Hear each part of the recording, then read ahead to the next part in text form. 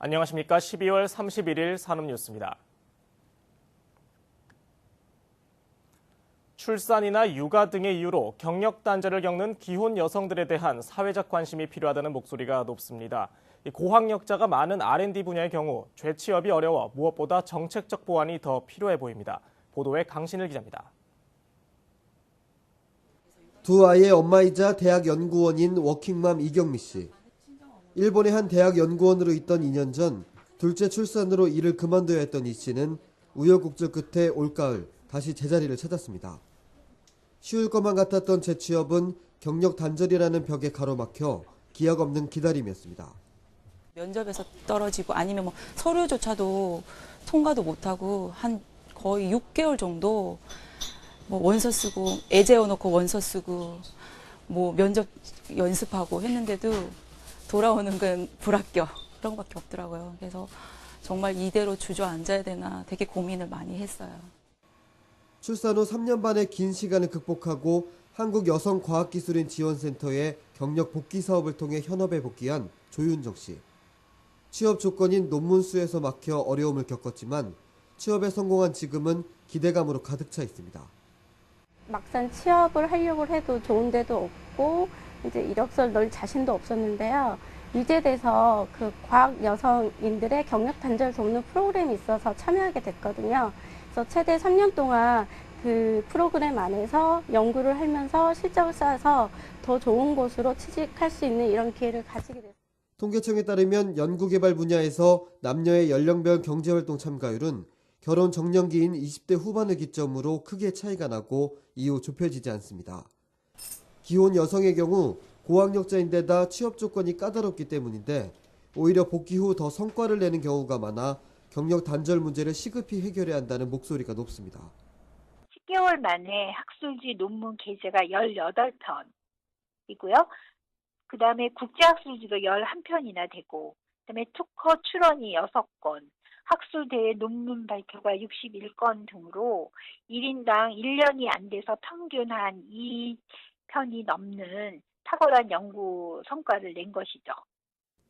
여성 연구개발 인력의 지속적인 성장을 위해선 정책적 뒷받침이 반드시 필요해 보입니다. 산업뉴스 강신입니다. 한국무역협회 국제무역연구원은 31일 발표한 보고서를 통해 통상 임금 확대가 내년 우리 수출에 부담으로 작용할 것이라고 밝혔습니다. 보고서에 따르면 전체 근로자 중 제조업 근로자 비중이 25.6%에 불과하지만 통상 임금 확대에 따른 임금 총액 증가분은 약 3분의 1을 차지하는 것으로 나타나 임금 상승 부담이 제조업에 집중되는 것으로 나타났습니다. 제조업의 경우 임금 총액이 최소 2조 3천억 원에서 최대 10조 2천억 원까지 인상되고 임금 상승률은 2%에서 9.1%에 이를 전망입니다. 이처럼 제조업 임금이 상승하게 되면 수출 물가 상승과 이에 따른 수출 경쟁력 악화로 내년 수출이 최소 8억 7천만 달러에서 최대 75억 3천만 달러 감소할 것으로 예상됐습니다. 올해 1월부터 11월까지의 누계 신설법인 수가 2000년 이후 최대치를 기록했습니다. 중소기업청에 따르면 이 기간 신설법인 수는 6만 8,900여 개로 지난해 같은 기간 6만 8,300여 개보다 0.8% 늘었습니다. 지난달 새로 설립된 법인 수는 지난해 같은 달보다 2.1% 증가한 6,112개였습니다.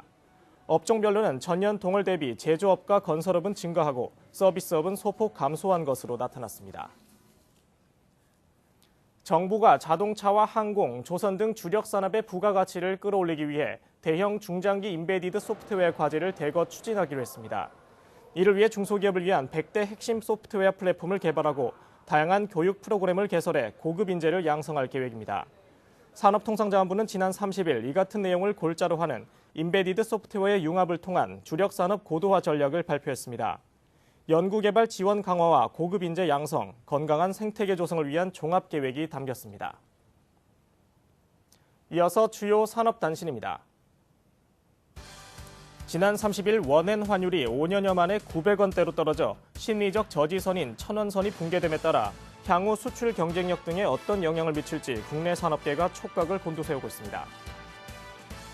정부가 기존에 계획했거나 건설 중인 원자력 발전소 이외에 추가로 7기가와트 이상의 원전 설비를 확보하겠다고 공식적으로 밝혔습니다. 전력 수급 계획상 2035년까지 원전 비중을 29%로 높이면 총 43기가와트의 원전 설비가 필요하다는 것이 이유입니다. 금융당국의 강력한 단속과 저금리 기조에 따른 영업 환경 악화로 대부 업체가 10,000개 이하로 줄어들었습니다. 금융위원회와 금융감독원은 대부 업체의 음성화를 막고자 내년 초부터 불법 사금융 단속을 대대적으로 벌이기로 했습니다. 스마트폰 보험에 가입한 적이 있는 소비자의 절반 이상은 보험 가입 시 안내를 제대로 못 받았다고 답한 것으로 나타났습니다. 보험 가입자가 가장 많이 인지하지 못하는 계약 내용은 해외여행 시 분실이나 파손으로 인한 보상 제한이었습니다. 여성들은 출산 때문에 어쩔 수 없이 일을 그만둬야 하는 경우가 있습니다. 앞으로 여성들의 경력 단절이 재취업에 걸림돌이 되지 않았으면 하는 바람입니다. 이상으로 산업뉴스 마칩니다. 고맙습니다.